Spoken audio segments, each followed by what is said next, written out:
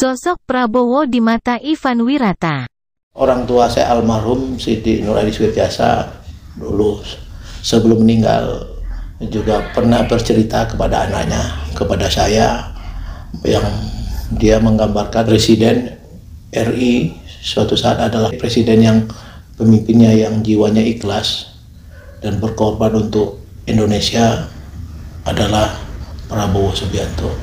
Jadi kenangan dan pesan almarhum orang tua saya ini saya selalu ingat, dan dengan perilakunya kita lihat cara kerjanya, cara dia menanggapi isu-isu fitnah, tidak pernah dia membalas. Inilah sisi lain dari Prabowo Subianto. Setelah 3 kali berlaga dalam Pilpres tahun 2024, Prabowo kembali maju. Hidup mantan Komandan Jenderal Komando Pasukan Khusus ini penuh dengan lika-liku. Orang yang paling ikhlas kepada rakyat Indonesia itu Prabowo. Ikhlasnya seperti apa, Gus? Ya banyak lah. Yang dia bikin itu menunjukkan betapa dia ikhlas betul kepada rakyat Indonesia. Yang lain tidak ikhlas? Ya nggak tahu. Sama Prabowo.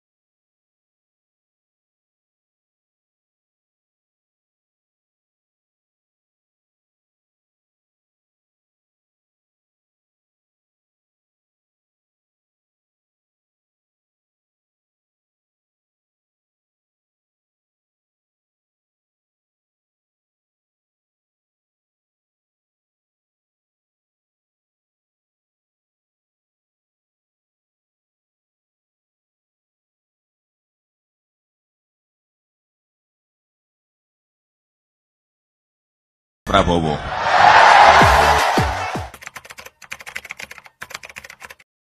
Kenapa saya harus bicara mengenai sosok Prabowo Subianto?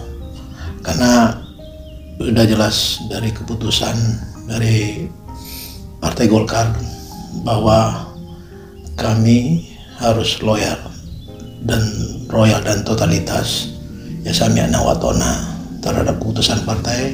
Pilihan presiden kami adalah Prabowo Gibran. Calon presiden yang lain yang selalu menyerang, ya, menghujati sosok Prabowo Gibran. Kami juga ya masyarakat biasa ya. Saya adalah seorang ketua DPD Partai Golkar Kabupaten Muara Jambi, yang dimana SK-nya sebagai pengarah dalam pemenangan Prabowo Gibran untuk Presiden dan Wakil Presiden tahun 2024. Saya juga terpanggil dan fardu ain rasanya, wajib rasanya untuk membela kandidat calon presiden kami. Kalau bicara nasional, seakan-akan politikus nasional aja yang bisa memberikan pendapat, memberikan hujatan, kebencian. Seakan-akan daerah sendiri juga punya sikap yang betul-betul real di grassroots seperti kami ini. Saya rasa tidak tega saya selalu mengatakan, mendengar kalau hujatan-hujatan serangan-serangan tersebut kepada Pak Prabowo. Kita kan udah tahu persis perjalanan Pak Prabowo yang ideologisnya terhadap Pancasila, terhadap NKRI, dan terhadap Undang-Undang Dasar 1945. Secara perilakunya, kepribadiannya kelihatan Prabowo itu jelas pemimpin yang punya integritas, yang mudah dikenal masyarakat, yang dekat dengan masyarakat, dan bahasa-bahasanya mudah dipahami oleh masyarakat. Memang proses perjalanan beliau saya lihat sebagai menantu presiden, dan kemudian juga dikucili waktu kejadian ya artinya orde yang ada reformasi, ya perubahan reformasi, seorang Prabowo dikucilin, dan beliau juga pernah ya hijrah ke luar negeri, dan Megawati sendiri memahami bahwa seorang Prabowo juga orang yang jangan dilupakan, ya artinya orang yang berbuat selama ini untuk Indonesia. Akhirnya Prabowo pulang lagi ke Indonesia, dan beliau mulai membangun partai yang dan konsisten bahwa Partai Gerindra yang dipimpin beliau, ya kita akui bahwa ya termasuk partai yang besar. Artinya bisa besar itu karena masyarakat dan rakyat juga paham pemimpin Partai Gerindra itu juga dianggap bagus. Jadi kalau ada yang menghina, ada benci terhadap Prabowo, itu salah. Dalam perjuangan beliau memang udah katanya sekali nyalon sebagai wakil presiden dengan Bu Mega yang waktu itu ya belum diridho, artinya dia menjadi wakil presiden. Masih tetap tidak pernah kelihatan beliau punya jiwa dendam dan punya jiwa kebencian yang terucap yang kita pernah dengar. Artinya ya kami meyakinkan bahwa beliau seorang sifat yang istiqomah dalam keberadaan dan integritas beliau. Yang kemudian karena beliau cinta tanah air, sisa hidupnya memang untuk Indonesia, dia bertanding lagi, berlaga lagi di periode beliau, dan kemudian beliau kalah. Di saat kalah, seorang Jokowi juga punya hati yang baik, punya ya perasaan yang baik dan punya empati. Artinya dia mencoba untuk merangkul seorang Prabowo Subianto untuk bisa membantunya di kabinet yang menjadi Menteri Pertahanan. Kepiawaian atau ke hati bersihnya Pak Prabowo, beliau langsung mau bergabung dengan Pak Jokowi dan beliau menjadi Menteri Pertahanan. Dan pengalaman kekalahan beliau itu, beliau cukup sportif dan gentleman, bahwa beliau merasa diangkat derajat beliau menjadi Menteri Pertahanan, dan kemudian wajar dia loyal terhadap Pak Jokowi.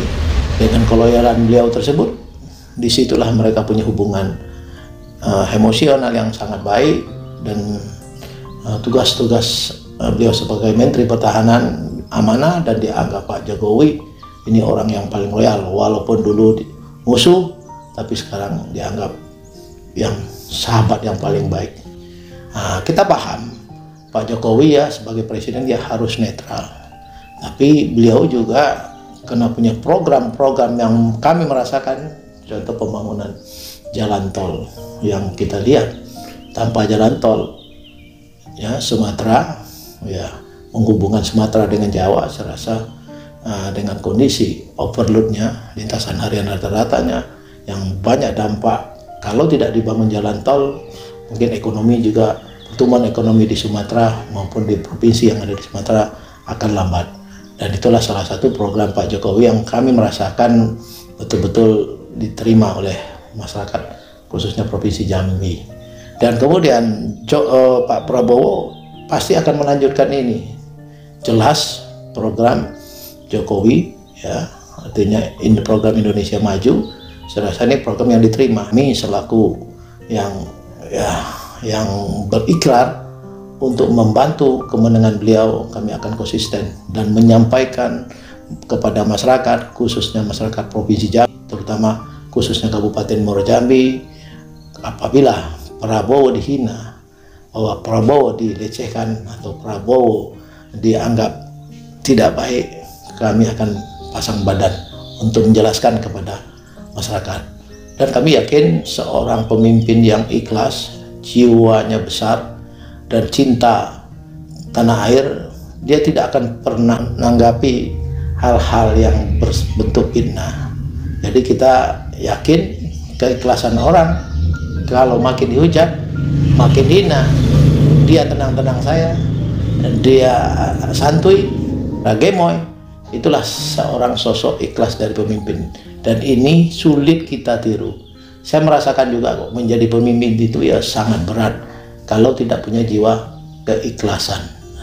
Untuk itulah kami berkomitmen untuk Prabowo Gibran, calon presiden satu-satunya yang bisa merubah Indonesia menjadi negeri yang baldatun, thayyibatun, warobun.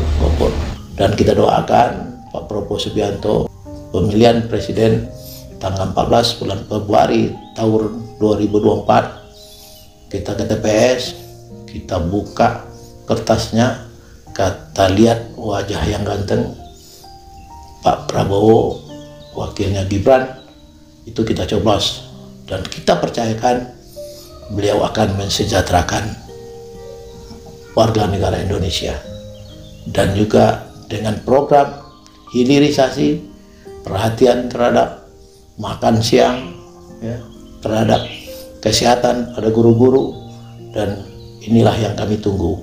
Apalagi Provinsi Jambi yang punya kaya sumber daya alam, perkebunan sawit, punya perkebunan karet, punya batu bara, dan masih banyak lain sumber daya alam Provinsi Jambi yang harus digarap. Jawabannya adalah hilirisasi.